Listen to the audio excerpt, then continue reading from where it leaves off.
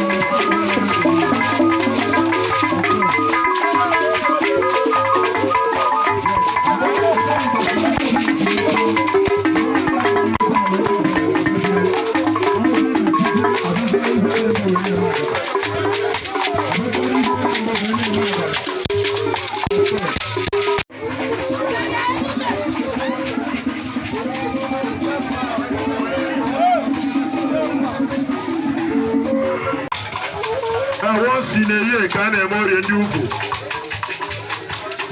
ọ na oriri anyị akpụgo ka a na-eme ya oge ndị akpụgo na-akpapụta ihe ha kọrọ n'ubi dịka chi ije n'obodo oyibo na be ndị ọcha ha na-eme omenala ha Aneke Ikenga si ka eme agara n'oge mba before ya egebe na nke Odenigbo Aneke Ikenga si ka eme agara n'ime oge mba yes ndị niile nọ na bịa palọ n'oge mba ha achaghị afọ Aneke Ikenga n'Ojo na-ekwenụ nnukwu mmanwụ ọzọ n'ọgbọ na-ekwenụ nnukwu mmanwụ n'ọgbọ na so